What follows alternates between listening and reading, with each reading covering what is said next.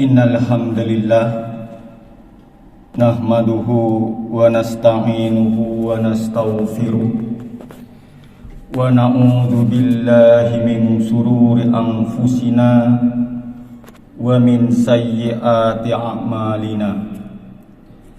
May yahdihillahu fala mudilla lahu wa may yudlil fala hadiya lahu.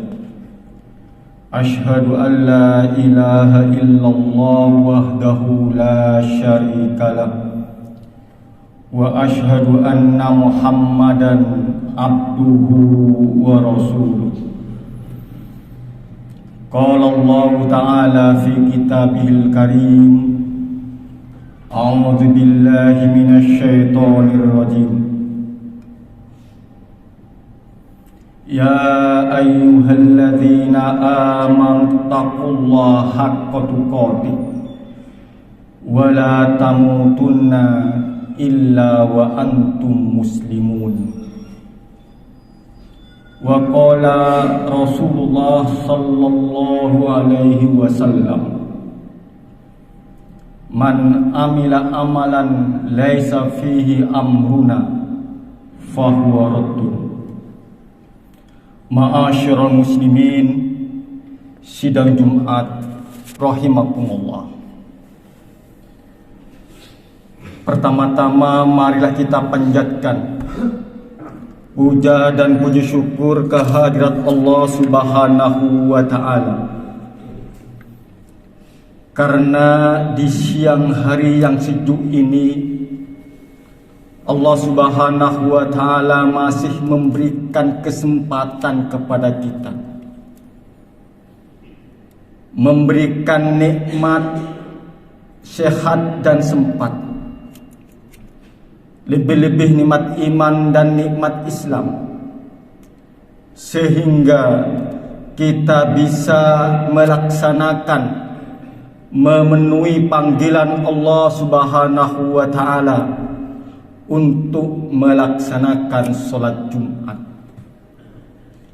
Mudah-mudahan sholat Jumat yang kita lakukan saat ini menjadi kafarat penghapus dosa-dosa kita untuk Jumat berikutnya.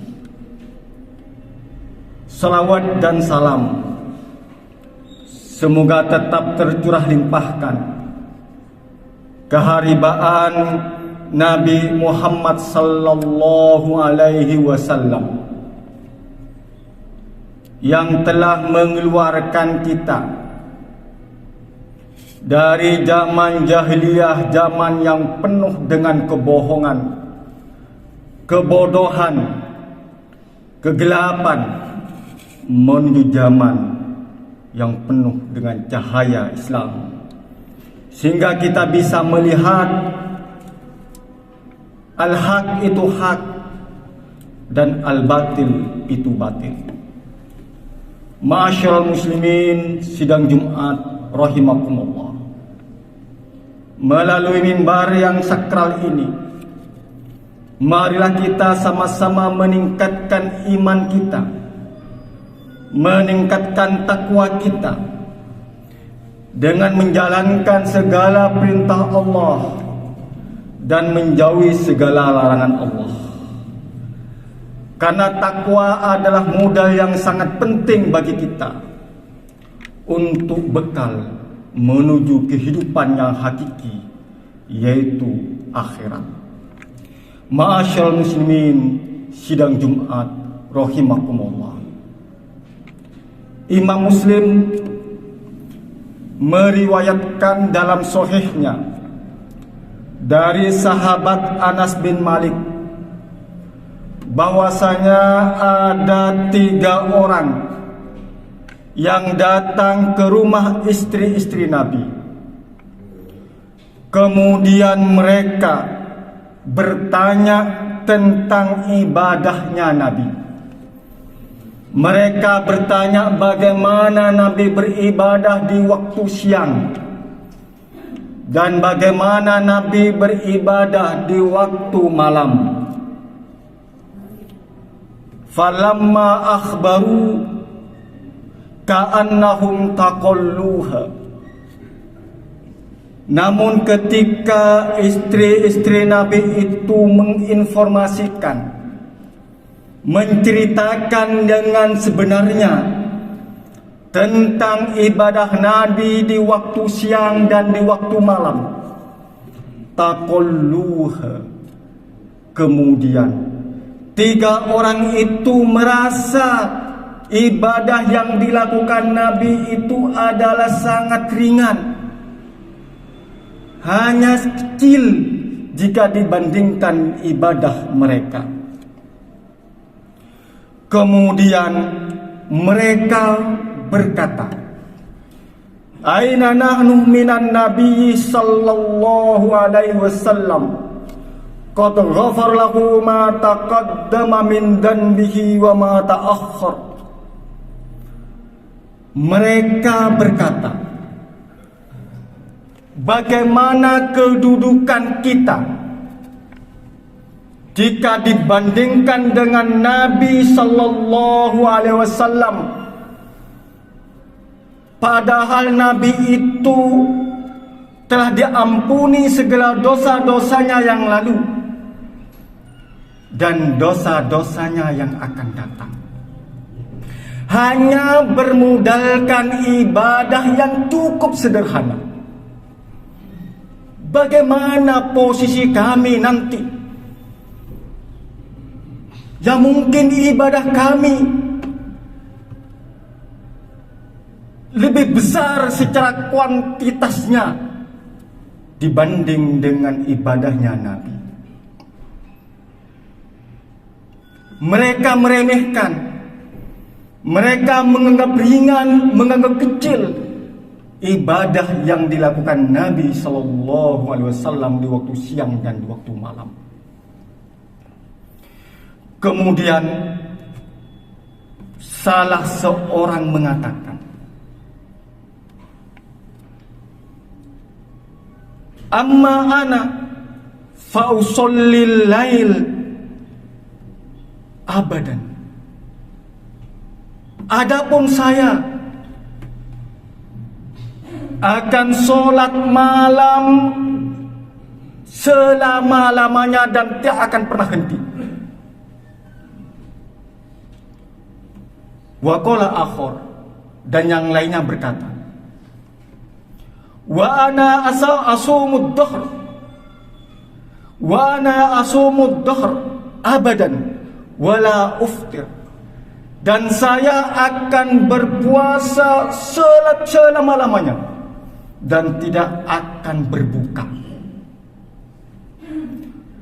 Dan yang lain berkata, wa ana a'tazilun nisa fala atazawwaz abadan. Sedangkan saya tidak akan menikah selama-lamanya. Saya akan menghindari para wanita-wanita. Kemudian datang Nabi sallallahu alaihi wasallam kepada mereka. Lantas Nabi SAW bersabda, antumul ladzi kada wa kada. Kamu tadi yang mengatakan ini, mengatakan itu tentang ibadah saya dan tentang ibadah kamu.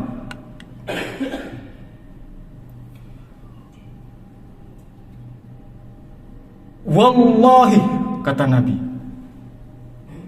inni la ahsyakum lillahi wa atqakum lahu. Sesungguhnya aku adalah orang yang paling takut kepada Allah dan paling bertakwa kepada Allah ditimbang kalian.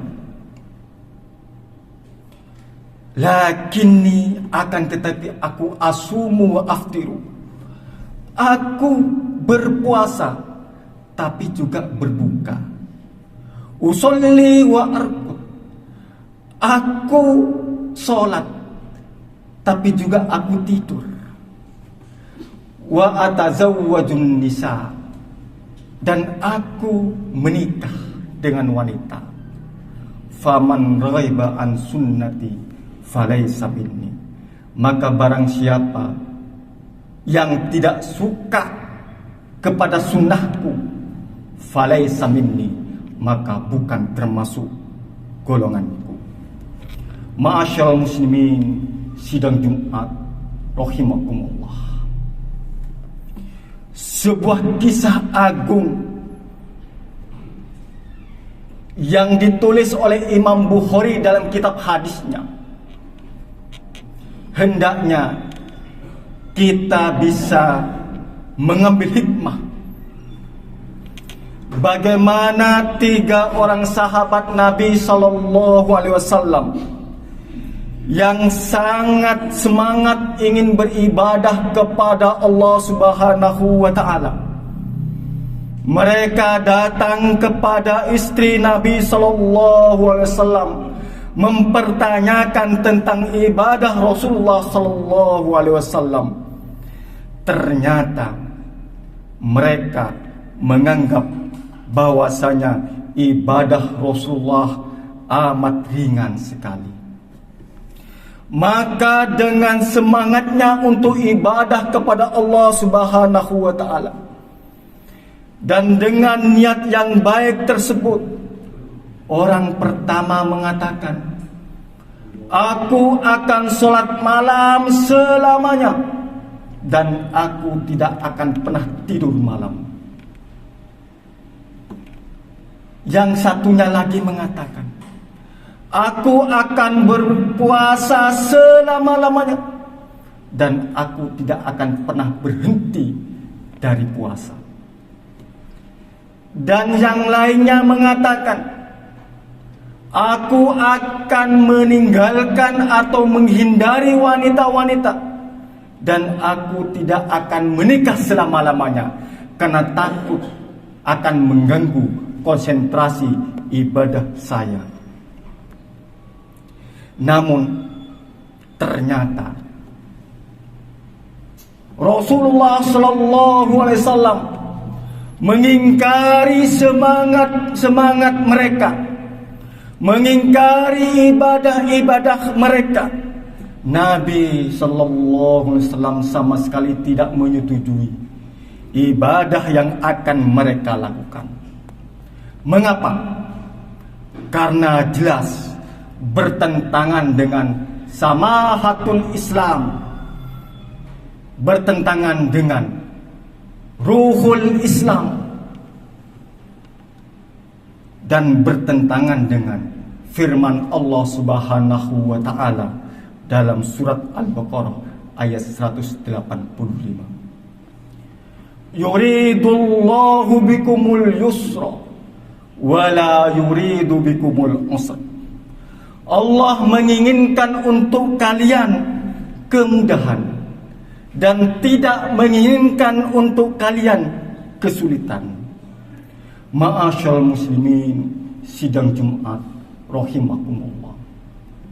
Ini menunjukkan bahwasanya sebatas niat yang baik dan sebatas semangat yang tinggi untuk beribadah kepada Allah Subhanahu wa Ta'ala itu tidak cukup